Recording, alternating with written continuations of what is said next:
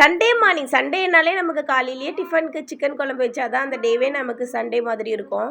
ஆனால் வீட்டில் நான்வெஜ் எதுவுமே நேற்று சமைக்கவே இல்லை. அம்மா வீட்டுக்கு போகிற வேலை இருந்ததுனால ஹஸ்பண்டுக்கு காலையிலுக்கும் மதியத்துக்கும் சேர்த்து சாதமே செஞ்சாச்சு. நான்வெஜ் தான் சமைக்கல அப்படின்னு சொல்லிட்டு ஹஸ்பண்டுக்கு சிம்பிளாக ஒரு முட்டை கிரேவி மட்டும் செஞ்சுட்டேன். பேனில் ஆயில் சேர்த்து கடுகு வெங்காயம் இது எல்லாமே நல்லா வதங்கின உடனே நம்ம கறிவேப்பிலை சேர்த்துக்கலாம். வெங்காயம் நல்லா வதங்கணும்னு அவசியம் இல்லை. ஒரு கண்ணாடி பதம் வந்த உடனே நம்ம தக்காளியை சேர்த்துக்கலாம். தேவையான கல்லுப்பு சேர்த்து தக்காளி வேகிறதுக்காக நம்ம க்ளோஸ் பண்ணி வச்சிடலாம். வீட்டில் பால் நிறையவே இருக்குது. போயிட்டு வரதுக்குள்ளே இதை வேஸ்ட் ஆகிடும்.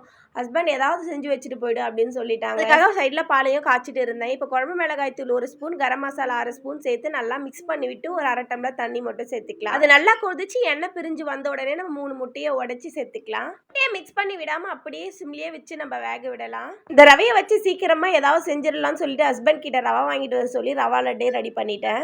இந்த பக்கம் ரவையை வறுக்கிறதுக்காக 2 டம்ளர் அளவுக்கு ரவையும் சேர்த்துக்கிட்டேன். அதுக்குள்ளே நமக்கு முட்டை குழம்பும் ரெடி ஆகிடுச்சு. கொத்தமல்லி தலையை தூவி இறக்குனா முட்டை குழம்பும் ரெடி. வச்சிருந்த பாலில் 1 டம்ளர் பால் எடுத்து நம்ம ரவையில் ஊற்றி கொஞ்சம் கொஞ்சமாக பிசைந்து ரவா லட்டு பிடிச்சாச்சு.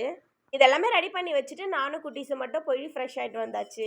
வேலை இருக்கிறதுனால ஹஸ்பண்டால் வர முடியாது. பாதி தூரம் ஹஸ்பண்ட் கூட்டிகிட்டு போய் விடுவாங்க. அங்கேருந்து தங்கச்சி அவங்க ஹஸ்பண்டை வந்து எங்களை பிக்கப் பண்ணிக்குவாங்க. அடுத்த வீடியோவில் பார்க்கலாம். பாய்.